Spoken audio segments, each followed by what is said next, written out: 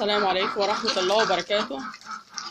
اللهم صل على سيدنا محمد. حبايبي المشاهدين عاملين ايه؟ اتمنى من الله تكونوا بخير دايما واتم الصحة والعافية. موضوع حلقتنا النهارده الروتين الصباحي بتاع كل يوم.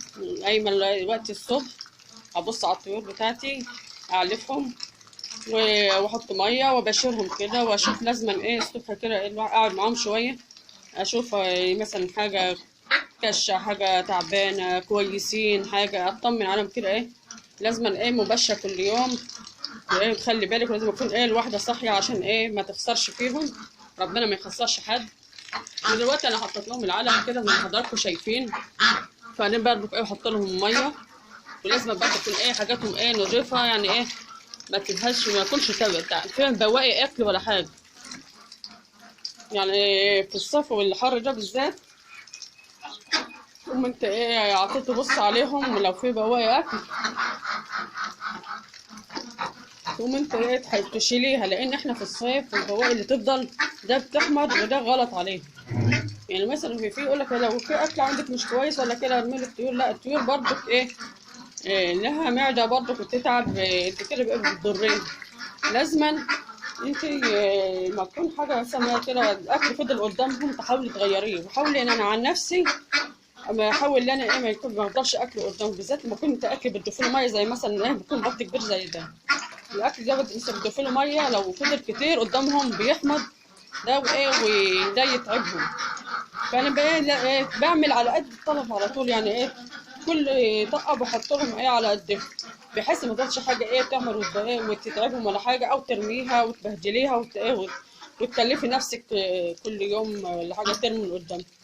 فالوقت انا حطيتهم، هو كان الاكل قدام ده لسه محطوط، بس انا قلت احط لهم الاول قبل ما اصور، لان هو البط ده صوته عالي مش هتسمعوني ولا حاجه وانا بتكلم، فقلت ايه ان انا احط لهم الاول عشان اسكتهم. بس هو كانت ايه كان الجيركن بتاعهم ده كان فاضي، ما كانش فيه اي حاجه، وحطيت لهم الميه زي ما حضراتكم شايفين كده. برده الميه ما تتقطعش من قدام الطيور دي في الصيف لان الجو حر، والميه كويسه، يعني خلقنا من الماء كل شيء حي، فالميه كويسه لازما ايه تقوم ايه ما تقطعش من قدام الطيور خالص طول النهار. حاولي تبص عليهم، مش شرط ايه مش شرط ما تيجي تعلفيهم، يعني انت مثلا الواحد يعني علفتيهم وجيت انت تبص لها قدامك شويه علف لسه ولا حاجه، ايه حط لهم ميه وخلاص، الميه حط لهم ميه. ده البط بقى اللي هو الكبير اللي انا كنت صورته لكم معاكم الفيديو اللي فات، اللي هو البط البيور مع البط الفرنساوي اللي هو على الذبيح، وهو كمان كبر شويه دلوقتي ما شاء الله، اللي حضراتكم شايفين على ما كنت مصوراه ايه لان ايه بدات فيه ذبيح. ده كده ايه البط الكبير مع حضراتكم. دلوقتي نروح نشوف البط التاني. ده بط برضك ايه البط ده السوداني ده كان ايه طالع لي من تحت البطه ايه، فالوقت برضك انا ايه ببص عليهم كلهم كده ايه مع بعض كل يوم الصبح يعني كده بعلفهم، واخر النهار والظهر البط الصغير ده بالذات دلوقتي اللي بحط لهم علف اهو زي ما حضراتكم شايفين، بحط لهم العلف ناشف لان ده مش عايز ايه اي خلطه عليه لسه، عشان هو حضراتكم شايفين كده ايه لسه صغير. ده عمره يعني ايه دخل دلوقتي في ال 20 يوم كده او قرب على الشهر، لا شهر كده او شهر يعني ويومين ولا حاجه. ده ما شاء الله كده ايه لسه ايه على طول ما حطيتش له اي اضافات، اللي هو العلف بس زي ما حضراتكم شايفين كده. وناوي لما ده العلف ده يخلص هجيب لهم اللي هو العلف الدرجه المتوسطه اللي هي بتبقى كبيره شويه. وده اللي حط لهم بقى الميه دي.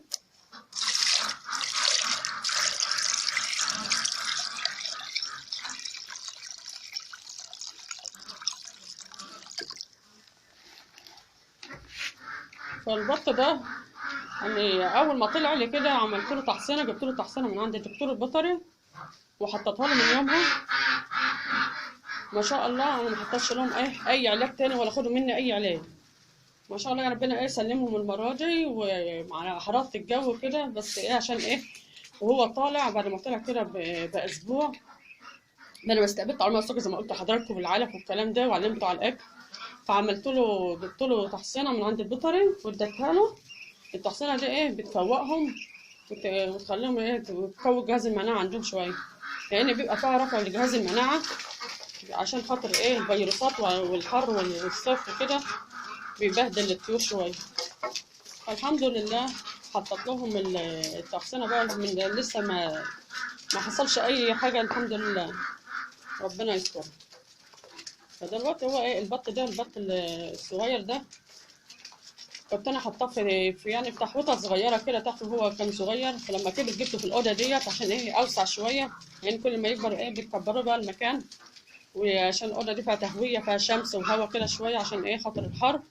والارض ديت كان فيها البط اللي قبل كده كنت صورته معاكم برضك وقلت لكم ان هو ايه اللي هو كان بيكش وبيموت، وصورت حلقه معاكم عليه. واللي بياخد حبوب اللي هي ترميسين كده، حبوب المضاد حيوي، وكان دواء تاني بيتحط لهم ده ميعاد والميعاد، والحمد لله ربنا حاش عنهم. كان قلتهم في الاوضه الثانيه واسعه شويه برضك، وحطيت دولت هنا. وهوريه لكم برضك البط التاني اللي هو ايه اللي انا كنت صورت معاكم حلقه هو كان تعبان. اوريكم شكله دلوقتي باين.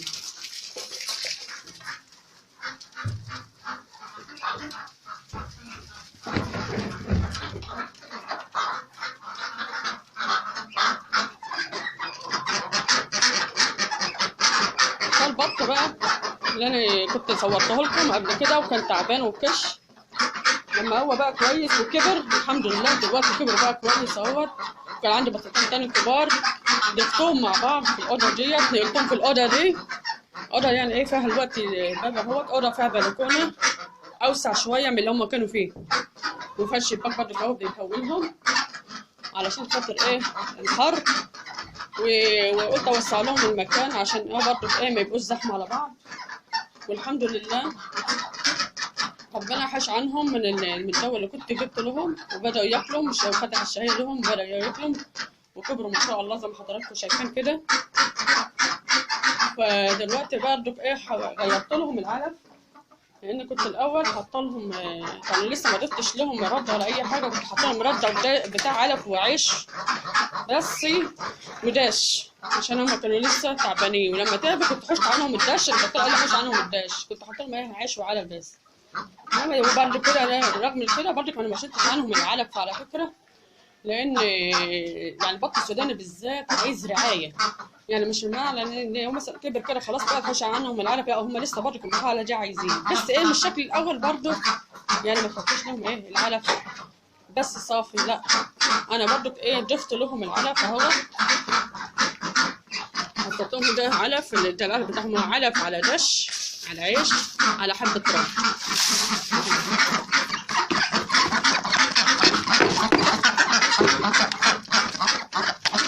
زي ما حضراتكم شايفين كده علف على دش على عيش على رده، خلطه على بعضها كده، خلطه جميله بتكبر الطيور وايه وتخليه يجي معاك بسرعه، بحيث ان انت دلوقتي ايه برضه ايه ما تقطعيش عنهم العلف مره واحده تاني خالص. فايه بتقطع تدريجي، يعني في الاول كنت حاطه لهم علف بس، دلوقتي تاني حطيت دش على علف على عيش، ودلوقتي بقى حطيتها بقى عيش وقت رده، حطيتهم رده. وبعدين كنت مبيضه برضه، هو الرز بيبقى يجي معاه حته صغير كده، ضفت برضه عليها ضفت عليها برضه ايه شويه حته، يعني ده عيش على رده على دش على حته اللي هو الرز الابيض ده، خلطه جميله ايه برضه لهم ما شاء الله ايه عشان ايه تسميهم لك بقى وهم يكبروا في فتره المرحله الجايه. فثبتهم على كده بقى ايه لحد ما ايه كمان شهر كده ولا حاجه، يبقى هتجيب لهم برضه ايه حبه سبس ولا حاجه. وبرضه لازم ايه كما قلت لحضراتكم كده ايه لازم كل مكان جيد التهويه كده وكل نظافه على طول لهم عشان خاطر ايه ما يتعبوش منه. ولازم يعني ما تقوم بقى الصبح كده، الصبح ده لازم ايه تبص عليهم، لازم مش تحط العلف بقى وتيجي، لازم اروح اقعد بقى شويه كده معاهم اباشر حاجه تعبانه حاجه كشت حاجه عملت، بحيث ان هو ايه تنهضوها من الاول. ودلوقتي برضه بنحط لهم الميه. لا بنتي معايا ايه بتساعدني يعني الصبح كده، قايمه قالت لي يا ماما انا هاجي معاكي بدل ما انت بتصوري ايه احط معاكي الميه ولا احط معاكي حاجه. وبعدين لا اله الا الله. فدلوقتي انا حطيت لهم الميه زي ما حضراتكم شايفين كده وده العلف عشان ياكلوا، وعملت كده ايه يعني مبشر عن الطيور كلها كده عشان خاطر ايه تشوف اللي ايه تشوف الحاجه اللي هي كويسه، حاجه مثلا انت عايزه تعزليها ولا حاجه. يعني لما اكون كده ببشر مثلا البط ده كبر، انقله في مكان يكون اوسع شويه، اجيب والبط الصغير برضو كده احطه مثلا مكانه في المكان اللي هو كان فيه، عشان ايه المكان ده عليه. يعني لازم اكون ايه اديتي ايه تطلع كده وتبص عليهم دايما، ايه تغيروا لهم الاماكن. يعني مكان واحده في هم صغيرين طبعا بيحب مكان صغير، ما يكبروا بقى تحطهم في مكان كبير يكون فيه تهويه. والبط كانت الاوضه ديت لو فيها البط البيول اللي كنت صورت لكم قبل كده، برضه كان هو حطيته في ديت وصورته معاكم في حالة نظافة وهو صغير وكده لغاية أيه ما كبر. نقلته في الصالة اللي أنا وريته لكم في أول الفيديو، حطيته في الصالة. يعني الصالة كبيرة وواسعة يجري فيها كده برضه أول طول النهار وبالليل، عشان إيه أجيب البط ده اللي كان في الأوضة التانية حطيته هنا في الأوضة دي. وحطيت البط الصغير زي ما قلت لحضرتك برضه كده مكانه. يعني إيه عملت تبادل كده إيه عشان نوسع المكان لهم. وده بقى الروتين الصباحي بتاع كل يوم، والحمد لله كده اطمنت عليهم ان هم كويسين. وبعدين بقى الظهر بقى تبص عليهم برضو كده، عايزين علف تزويدة، عايزين مية، عايزين حاجة. كل ده كان موضوع حلقتنا النهاردة. يا رب تكون نالت إعجابكم، كل استفدتوا معلومة صغيرة. ويا ريت اللي لسه أول مرة يشوفني يعمل لايك للفيديو واشترك في القناة وفعل الجرس عشان يوصلكم كل جديد. السلام عليكم ورحمة الله وبركاته.